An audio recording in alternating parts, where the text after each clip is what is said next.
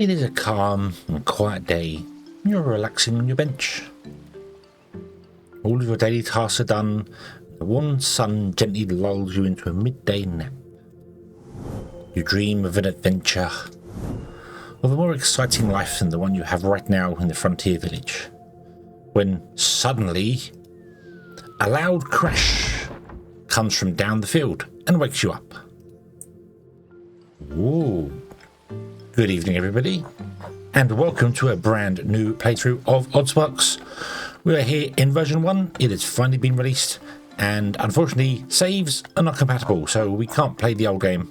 But that's okay, because we've learnt a lot, and we can apply that knowledge and make a bigger and better and far more efficient factory this time around. So, let's get on with it, shall we?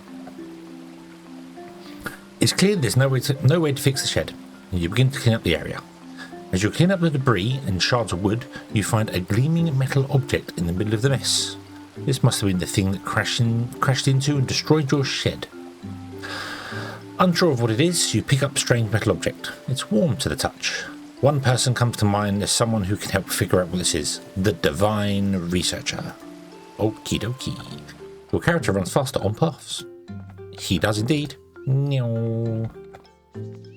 Let's go and talk to the Divine Researcher, who is balancing on all his books up here. Awesome. You need my help with a weird thing? I love weird things. Let me see. Oh, what if we poke it right? The strange piece of metal you picked up from your broken shed comes alive, and it wraps itself around your brooch and stuff. And suddenly, a wealth of information enters your mind. Dazed, you look at the ancient tablet near the researcher and realise you can understand the ancient writings. The ancient tablet seems particularly wrecked, but you can definitely read some of the text. Something about magic, devastation, a spark, something about hope. As you relay everything to the researcher, the feeling of hope you read about warmly wraps itself around your chest. You can understand it? This is incredible, amazing news. You must take a look at the village monument for me. Okie dokie, he wants us to go and talk to the village monument. Go on without me, I'll just slow you down. You come back here and tell me what you find, you hear? Okie dokie. So here is the ancient tablet. You can understand the carvings on the divine ruin, although it seems like this ruin is particularly wrecked. It says something about magic, some kind of devastation. It also mentions a spark or some sparks, and definitely something about hope. You can't make out too much of it. Awesome, awesome, awesome, awesome. Okay, so to the village monument. The village monument looms above you, quietly and with the weight of its years behind it. You extend your hand and the strange metal in your brooch radiates a soft light. Suddenly, the carvings on the stone itself begin to shift into text. You barely have time to understand what you see as writing appears and disappears. You can't catch all the information, something about being last accessed several million days ago. The word danger catches your eye. The monument is clearly more important than everyone had assumed. The word settled for a moment. Dangerous levels of corrupted ether detected. Cleansing pulse routine initiated. You can hear the monument rattle. Something inside is trying to activate itself, but nothing happens. Etheric cleansing failed. Functions locked. Connection severed. Cleansing routine recommended. Danger to life critical. The monument opens up, revealing a large number of small slabs of stone. One appears in the middle with a single slot and a single button. You should tell the Divine Researcher about everything you found. Okie dokie. It has a button here to unlock workstations. Right. Up the ladder to the researcher. Did you look at the Divine Monument yet? Tell me what you've seen. Don't keep this old man waiting. You describe everything you've seen when the village monument was activated as the Divine Researcher. The strange text, the slot that could fit an aether shard, and how it attempted to perform a cleansing ritual but failed. Cleansing pulse but failed. The Divine Researcher's ever persistent smile falls as he tries to digest everything. We've had individuals explore north, past the woodland and even past the mountains. The ones that travelled the furthest returned ill and talked about how the magic, the aether itself, felt strange. Some had used the word corrupted. It Would explain a lot if the village monument could clean corrupted aether. It did seem odd that this place was so perfect for establishing a new village. Sounds like we should turn it on. If you need an aether shard, you'll have to head into the woodlands. This will be the first time in a long time that anyone who isn't a bona fide explorer has gone there. It can be dangerous if you're not careful. Normally you get an aether shard by hunting animals, but I know that neither of us is much of a hunter. Luckily you can find them in a spunny corpse. Cool. While you're out there, there's an ancient shrine just outside. It has this kooky little golden guy on top. You should check that out too. Okie dokie. Okie dokie. Let's accept. Good luck. Have a great adventure, you hear? Oh, yes, we will. Right, okie. Let's wander outside the village. We have many other villagers that we can talk to over time. There's the woodsman.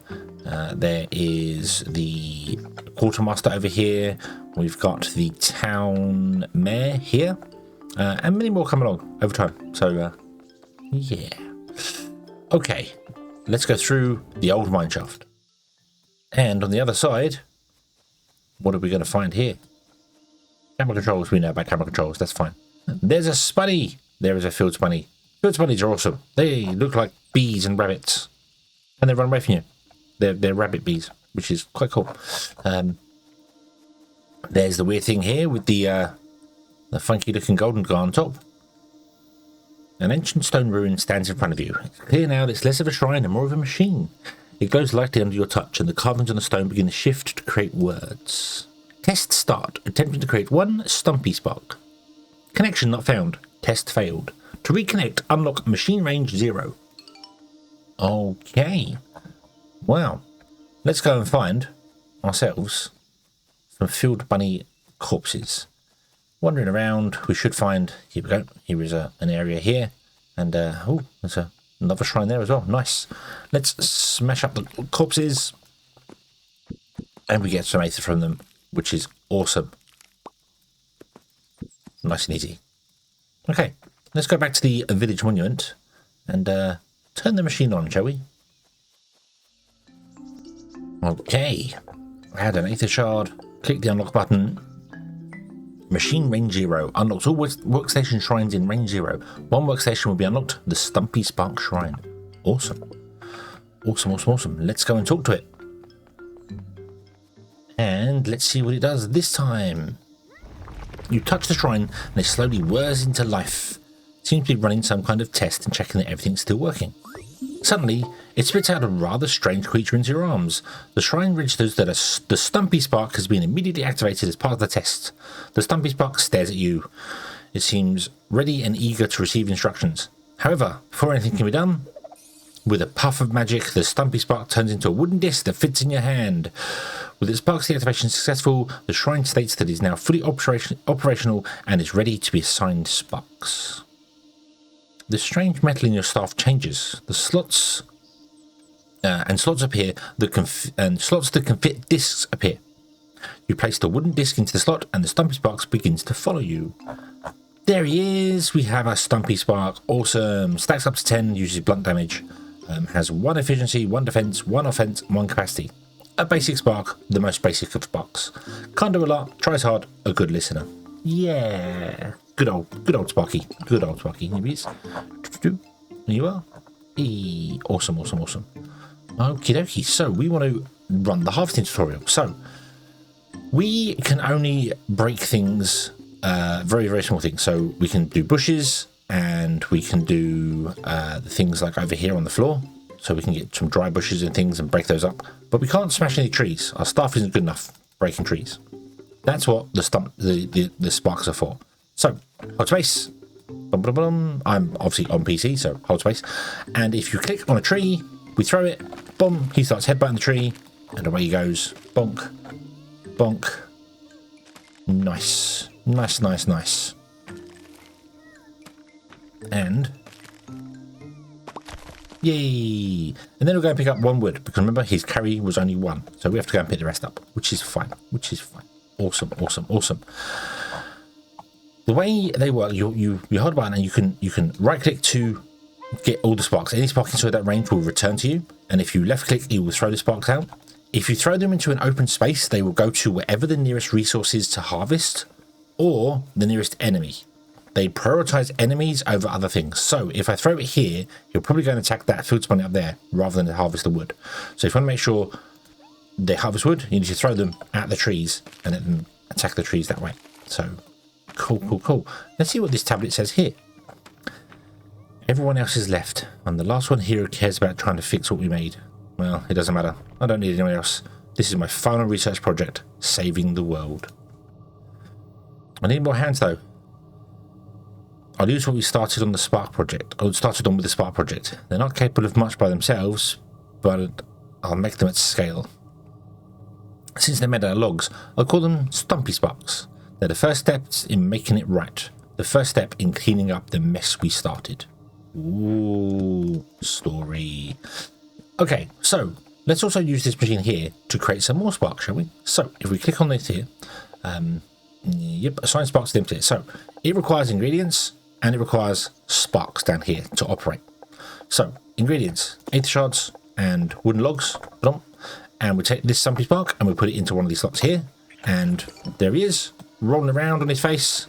Push the buttons. And the aether becomes liquid aether. Pours out the top here. Slowly fills the bar.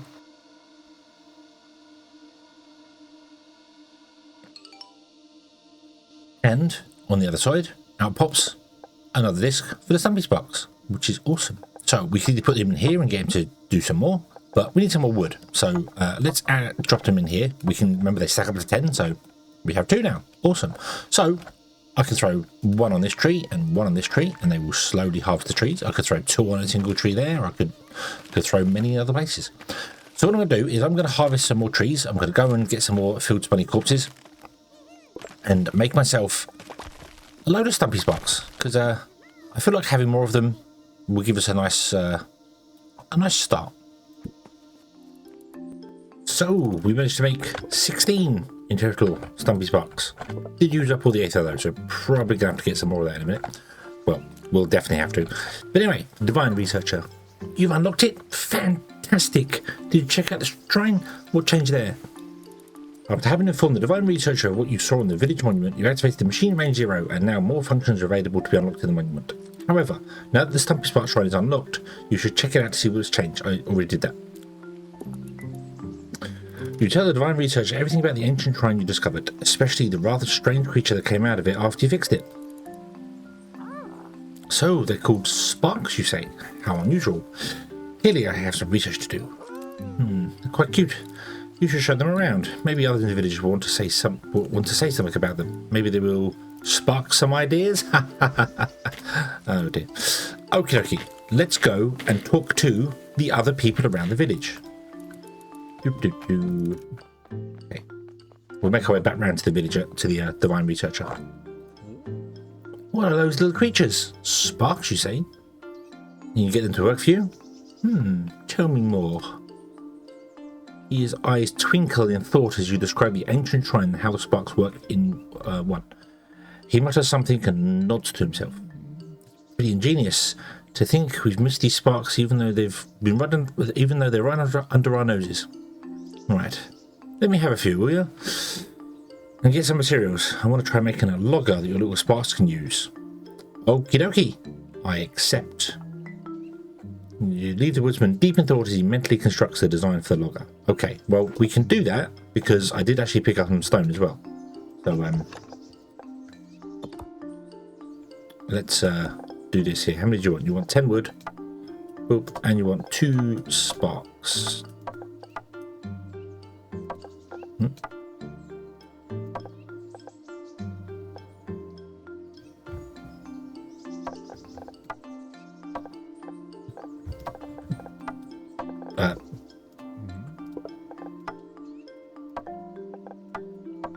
I can't appear to split things.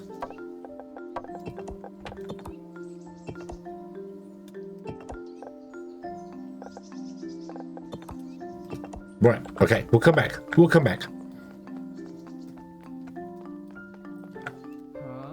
The quartermaster. Hey, so there's weird dolls of yous. They follow instruction, right? You think they can carry stuff too? Yes they can. Awesome.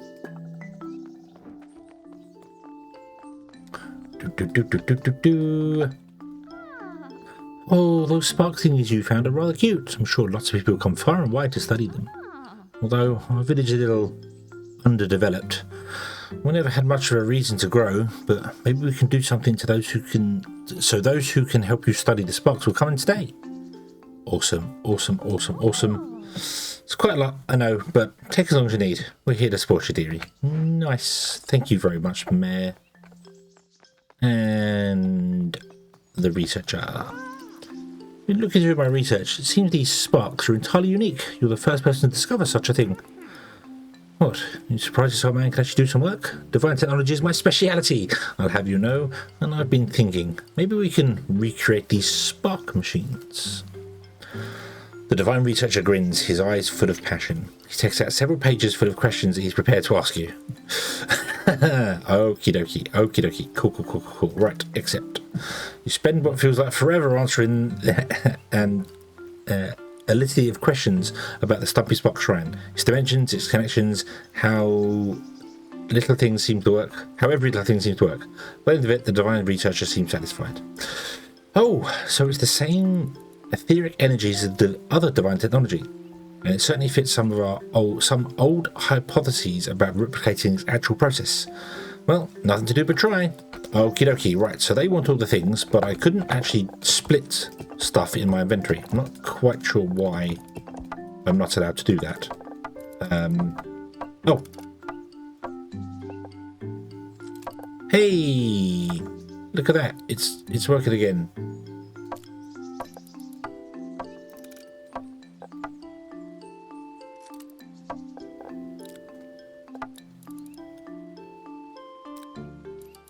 Something to do with the tooltip.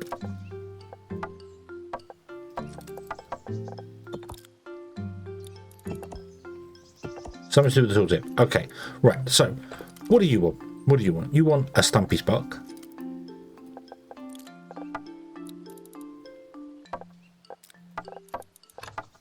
So no, because I can't split them. It doesn't really matter. You can awesome. There's a transfer request item button. Boom. There we go. Well, you want more wood and things like that, so I'm going to take that out for the minute because we can do other ones before you. Yeah, not trying to split things is a little bit weird, but oh well. Let's do that. Boom. Transfers exactly what it needs to do. Awesome. Let's see what your mission is completed here. I wonder, did you get everything already?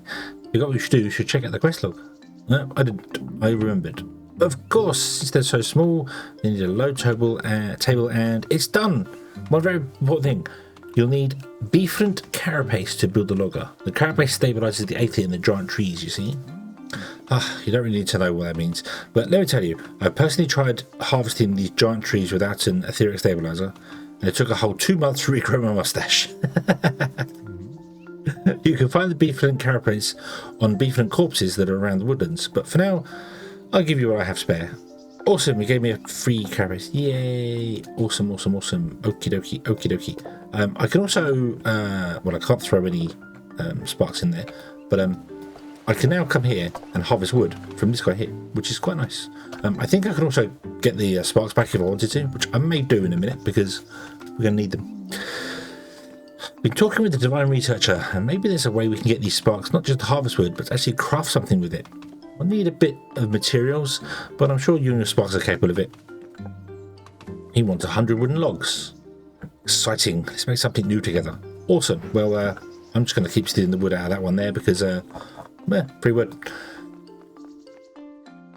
What did you want? Oop. You just wanted 3 sparks. Okie dokie. After hearing about the sparks count items, it works. They walk on paths. They even pick up and drop off items into buildings that they pass. They only work on the right side of the path for some reason. Yeah, let me show you how to make a dirt path. Okay. The path tool G allows you to do things, so we can. I can't build inside the village, so. But yeah, cool. Okay, try it out. So, we'll just to build a logger, connect the logger, throw Stumpy Sparks, and okie dokie. Tell me how it went. I will. Okay. And what did you wanted sawn timber, which we can't do yet. Okay. So let's grab some more wood here, shall we? Yoink. Thank you very, very much. we're going to be able to complete your quest with yourself, which is quite nice. And probably complete the divine researchers one as well. Let's have a look at what quests we got. So let's unpin the mayor's one because that's a later one. Let's do let's pin this one and we'll pin that one. Okay, because they're easy. They just deliver stuff. So here, have 100 wood. Not quite yet. Not quite yet. We're at 96. There we go. Awesome. Perfect timing. Let me show you my final design. So much of the machinery inside is inside of the building. It simplifies the work so those sparks wheels don't have to do anything complex. No offense, but they're not very smart. When I tried to give a complex order to one, they just got very confused. Of course, there's always more room for improvement, but try it out. Also, we have the saw bench so we can break down wood into timber, which is fantastic. Okay, I suppose we should go and start doing that. And also, probably try and harvest a bit more aether. It's quite a lot, I know, but I'm sure you'll be able to do it very quickly. Or did you get everything? Yes, I did. Yes, I did. I went out. I was going to go and find some more spunnies to harvest, and I found a box in the world that had 20 inside there. There are boxes all throughout the world, so we're going to find loads of resources that way. So anyway. I'm done! So there's no way of building this without ancient bases. It's the piping is vital, and I can't quite replicate it, but I've also made it process agnostic. That means you can use it to make other types of spark. Well, I know there are more shrines out there. I bet you're warmed in that there's more sparks too. Oh, I always thought that these statues were minor deities, but to think they were these creatures. Oh. Awesome, awesome, awesome, awesome. Right. Nice, nice, nice, nice, nice. So we've done that. You're done. You're done. You have the sparks. I'm going to steal those sparks back if you don't mind. Thank you very much. It's wonderful. So let's go and build something.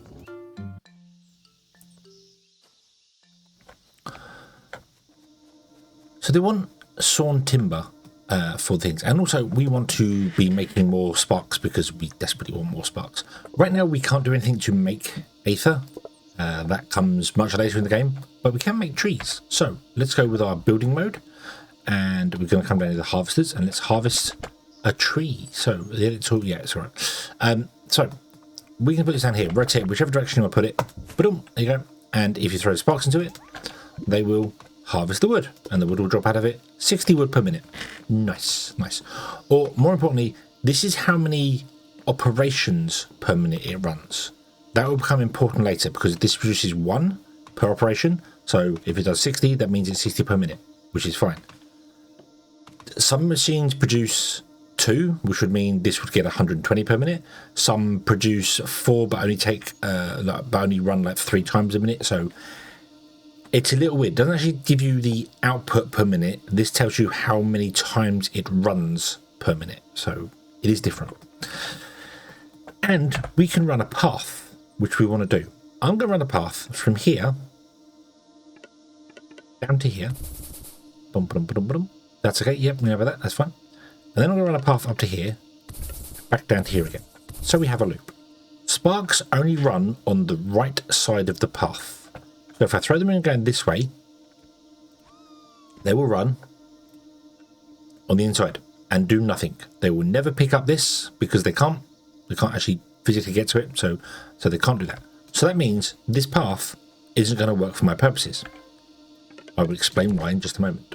Let's turn this tree around here so we can bring up the build. They've changed my controls from the last time I did the thing here. What is the T? There it is. Right, boom. Okay, let's turn that around there. So what we want to do instead is we want to run a path like this, and then like this, like that. We can't turn this around. We can't pick this up. These are fixed shrines, so we can't do that. And then we throw a spark on this side of the path, and if I move out the way, boom, boom, boom, boom, boom. Oh no! Spark on this side of the path. Right. Ooh, character customization. Oh, because I've done things. So he'll pick up from there. Come along on the right hand side, drop off in here, and then run back around again. Now, the reason I want to have this order of operations is because I then want to go and build a saw bench, which breaks wood down into timber. I'm going to put that here. So this shrine gets the wood first, then this gets the wood afterwards. Now, what I meant by the whole craft time is if we throw 2 sparks in here, so this runs 7.5 a minute. So it's going to produce 7.5 timber per minute, but it's going to use 15 wood per minute because obviously that's the speed of it. This number changes depending on what sparks you put in here. So the better sparks you put in here, the more you'll have the faster it'll be. So the faster it'll use things. So got to keep an eye on that. If we throw 2 in here as well, this is 3.8 a minute, but it's times 5. So that's a really awkward number to figure out. But if it went 4 times a minute, it would be 5, 10, 15. It would be 20 a minute it would need. Now we're producing 60 a minute, so there's 20 a minute used there, and then here is 15 a minute, so there's 55, and there's that logger basically used up, just like that. So that's everything's running at full speed. This game doesn't kind of work that way. It doesn't really have optimizations like that, if I'm honest with you. You don't have to worry necessarily about I'm going to pick you back up again. About optimizing things because stuff tends to back up. There's no constant resource consumption in this game. Everything becomes something else and then you just back it up and job done and it all moves on. So fantastic. Okay, so they're going to fill this up. They're going to fill it up all the way to 20 like that, and then these sparks are going to wander around and carry on, and then they'll start filling this one up. And this will start running. And we get some sawn timber. Beautiful, beautiful, beautiful. So I'm going to wait for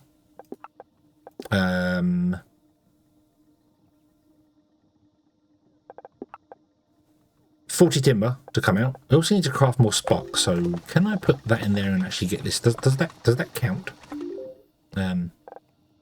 For this, yeah. But we're going to get 40 more timber. We're going to craft 10 sparks. This might need to be the one that we make ourselves, not the built-in one, but I'm not sure. And then we'll come back in the next episode and we will complete those quests and move on. So thank you very much for watching, everybody. I hope you have enjoyed this one, and I do hope to see you again in the next one. And until then, as always, have fun.